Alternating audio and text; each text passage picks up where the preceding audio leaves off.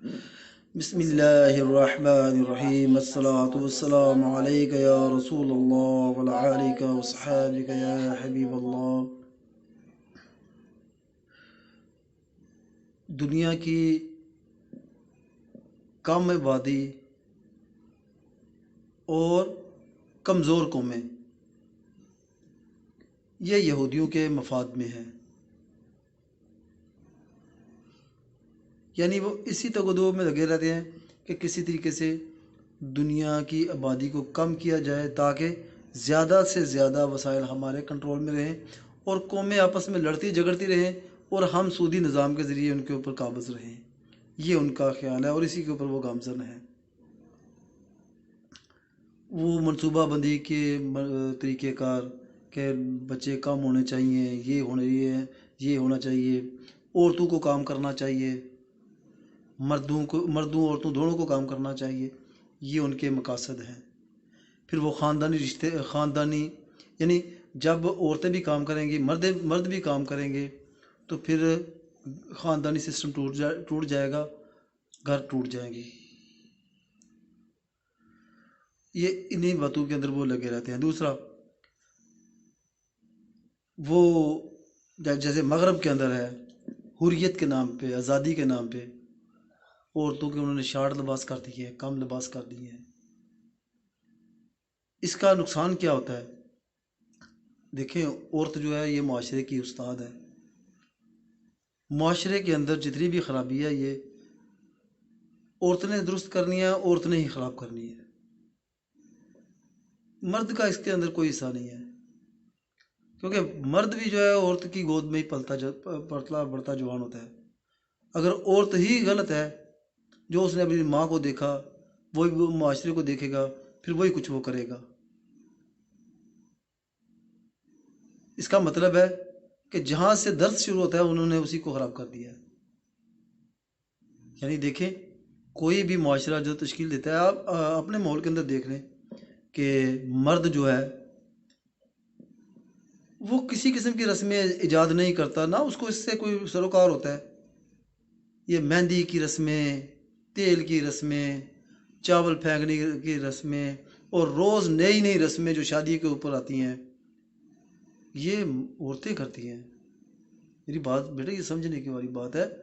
میں یہ بتانا کی کوشش کر رہا ہوں کہ مرد نے بھی عورت سے تعلیم حاصل کرنی ہوتی ہے۔ مرد شاہ زور ضرور ہے، طاقتور ضرور ہے اور دنیا کو لیڈ اس نے کرنا ہوتا ہے، لیکن اس کو سنوارنا کس نے ہوتا ہے؟ جیسے ایک ٹیچر ہے اسکول کے اندر، اسکول کا ایک ٹیچر ہے، وہ نہ تو وہ بریگیڈیئر بنتا ہے، نہ وہ وزیر اعظم بنتا ہے، نہ وہ جنرل بنتا ہے، نہ وہ چیف آف آرمی اسٹاف بنتا ہے۔ ایک ٹیچر ہی رہتا ہے، سائیکل پہ آتا ہے، سائیکل پہ چلا جاتا ہے، لیکن اس کے زیر سایہ کوئی بریگیڈیئر بن رہا ہے، کوئی ٹیچر بن رہا ہے، کوئی وزیر اعظم بن رہا ہے، کوئی چیف آف آرمی اسٹاف بن رہا ہے، کوئی جنرل بن رہا ہے، کوئی کرنل۔ اسی کی تعلیم سے ہے نا، ترتیب سے ہے، تعلیم سے ہے۔ بذات خود وہ کچھ نہیں ہے نظر آتا۔ عورت بھی ایسے ہی ہے کہ عورت کے زیر سایہ، اگر عورت درست ہے، عورت کے زیر سایہ یہ سارا معاشرہ چلتا ہے۔ تو انہوں نے کیا کیا ہے کہ عورت کو ہی ننگا کر دیا ہے، اور حدیث مبارکہ بھی ہے کہ آخر زمانے میں عورتیں لباس ایسا پہنیں گی جو پہنے ہوئے بھی ننگی نظر آئیں گی۔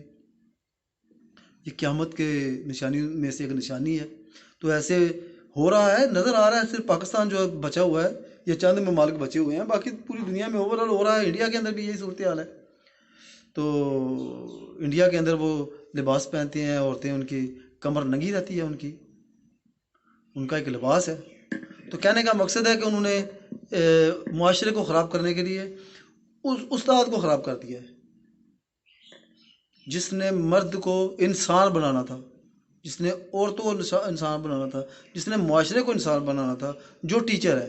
اب دیکھو، ایک اسکول کا ٹیچر ہے، اگر وہی شودے کام کرنے شروع کر دے گا، الٹی سیدھی حرکتیں کرنے شروع کر دے گا، تو کیا وہ تعلیم دینے کے قابل ہے؟ بالکل نہیں ہے۔ عورت بھی ایسے ٹیچر ہے، عورت معاشرے کی استاد ہے۔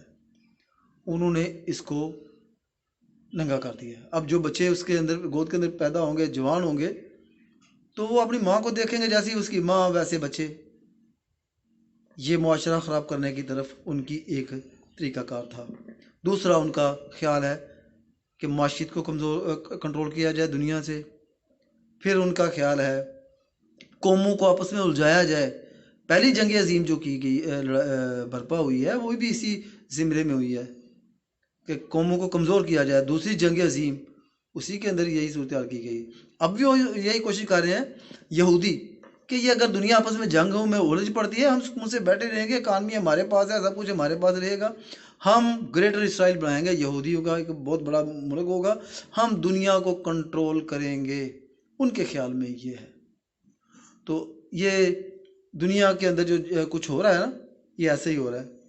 तो लेकिन मैं एक बात आपको बताऊं कि यहूदियों का ज़वाल जैसे वो कर रहे हैं ना, अरबों को बर्बाद कर रहे हैं, यूरोप को बर्बाद कर रहे हैं, यूरोप का ज़वाल के साथ यहूदियों का ज़वाल है। अगर यूरोप बर्बाद हुए तो यहूदी खुद बहुत कमज़ोर हो जाएंगे, लेकिन उनको ये समझ नहीं आ रही। और ये जो अरब है इनके इसराइल के गिर्द यहूदी जो हैं, अब उनकी ख्वाहिश है कि हम लेबनान के अंदर, इराक़, शाम, ये जितने भी इलाके हैं, इनको जंगों में उलझा दें, इनकी हुकूमतें ख़त्म कर दें, तहस नहस कर दें, जैसे शाम के अंदर किया है, इराक़ के अंदर किया है। लेकिन उनको ये बात समझ नहीं आ रही कि तुम ये जो जाल बुन रहे हो, तुम एक रेशम का कीड़ा है, तुम उस तरीके का जाल बुन रहे हो। उसने भी अपने गिर्द बड़ा शानदार एक लिबास उड़ा होता है रेशम का, लेकिन वो उसी के अंदर वो मर जाता है, निकल नहीं सकता। ऐसे ही यहूदियों के साथ होगा कि जो ये शाम को, इराक़ को, उर्दन को ये उजाड़ रहे हैं ना अरब स्प्रिंग के नाम के ऊपर, यहाँ पे आके जंगजू बैठेंगे, आके यहाँ पे अफ़गान बैठेंगे, तुर्कमानिस्तान के बैठेंगे, दूसरी कौमें बैठेंगे, सब बैठेंगे जो कि जंगजू होंगे, जो जहाद फी सबिलिल्लाह करेंगे। तुम इनके अंदर क्या जिंदा रह सकोगे? यानी कहने का मकसद ये है, ये नहीं रह सकेंगे। ये जो कर रहे हैं, ये अपने गिर्द खुद जाल बुन रहे हैं। तो हम इसके हिदायत की बात तो नहीं कर रहे, लेकिन ज़मीन के अंदर ये सबसे बड़े फसादी यही हैं।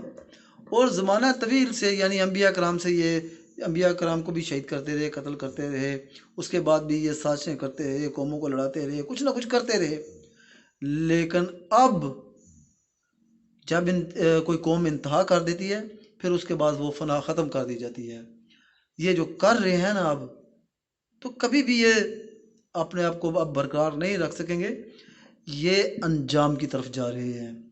जो इराक़ के साथ इन्होंने किया, शाम के साथ किया, जो कुछ कर रहे हैं, ये दुनिया के साथ जो कर रहे हैं, दुनिया ने आंखें खुली रखी हुई हैं कि ये इसके पीछे यहूदी है,